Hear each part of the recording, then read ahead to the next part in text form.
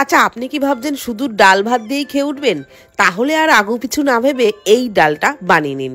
এই ডাল থাকলে যেমন এক থালা ভাত খেয়ে নেবেন, তেমন কিন্তু রুটিও 8-10টা খেয়ে নিতে পারবেন। এতটাই টেস্টি হয় এই ডালটি।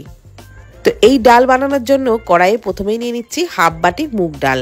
নাড়াচাড়া করে ডালটাকে হালকা লালচে করে ভেজে নেব। খুব বেশি লালচে করে কিন্তু ডাল ভাজা যাবে না, তাহলে ডাল সিদ্ধ হতে অনেক সময় লাগবে।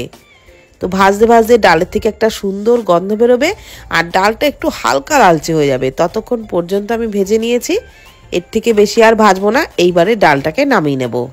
ডালটাকে নামিয়ে একটা বোলের মধ্যে নিয়ে 2-3 বার জল পাল্টে ভালো করে ধুয়ে নেব। তো এখানে আমি একবার ধোয়া দেখালাম, কিন্তু 2-3 বার জল পাল্টেই কিন্তু ভালো করে ধুয়ে নিয়েছি। এখন কড়াইয়ে অল্প গরম জলের মধ্যে ডালটা দিয়ে দিচ্ছি। একদমই ঠান্ডা জলে দেবেন না, জলটাকে ভালো করে গরম করে নেওয়ার পরে কিন্তু ডালটা দিতে হবে। পরিমাণ মতো লবণ দিয়ে দিলাম, তারপর লবণটাকে ভালো করে মিশিয়ে নিলাম। আর এই যে ডালের উপরে ফেনাগুলো, এগুলো কিন্তু অবশ্যই ফেলে দিতে হবে।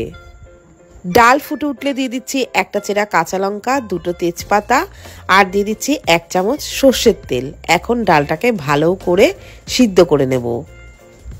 ঢাকনা চাপা দিয়ে গ্যাসের ফ্লেম মিডিয়াম টু লোতে রেখে ডালটাকে সিদ্ধ করব, তাহলে ডাল তাড়াতাড়ি সিদ্ধ হয়ে যাবে। তো ডাল কিন্তু সিদ্ধ হয়ে একদম গলে যাবে সেই রকম করা যাবে না। ডাল সিদ্ধ হবে অথচ দেখতে গোটা গোটা থাকবে, সেই রকমভাবেই ডাল সিদ্ধ করতে হবে, তবেই কিন্তু ডালের দারুণ টেস্ট পাওয়া যাবে।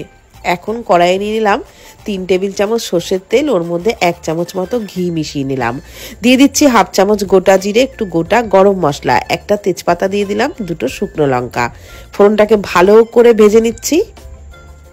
ফোড়ন থেকে একটা মিষ্টি গন্ধ বেরোতে শুরু করলে হাফ চামচ করে হলুদ গুঁড়ো আর ঝাল লঙ্কার গুঁড়ো আর জিরে গুঁড়ো দিয়ে দিলাম।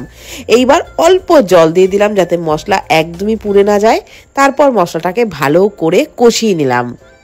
আর যেহেতু সম্পূর্ণ নিরামিষ করেই ডালটা বানাচ্ছি, তো 2-3 পিস মতো হিং দিলে ডালের স্বাদটা কিন্তু আরও বেড়ে যাবে। তো তারপর দিয়ে দিচ্ছি 1 টেবিল চামচই দিয়েছি আদা বাটা, হাফ চামচ করে 1 টেবিল চামচ আদা বাটা দিলাম। আর 2টো চেরা কাঁচা লঙ্কা দিয়ে খুব ভালো করে সমস্ত মশলা কষিয়ে নেব। দেখুন কষাতে কষাতে কিন্তু মশলার থেকে একদম তেল ছেড়ে দিয়েছে। খুব ভালো করেই মশলাটা কষিয়ে নিয়েছি। এখন আমি সিদ্ধ করে রাখা ডালটা এর মধ্যে ঢেলে দেব। আরও দিয়ে দিচ্ছি কিছুটা পরিমাণে গরম জল। এইবার কিন্তু ডালটাকে নাড়াচাড়া করে ভালো করে ফুটিয়ে নিতে হবে। ডালটা এই সময় যত ভালো করে ফোটাবেন ততই ডালের টেস্টটা বেড়ে যাবে। তো দিয়ে দিলাম সামান্য একটু চিনি, হাফ চামচেরও কম, আর পরিমাণ মতো আরও একটু লবণ দিয়ে দিলাম।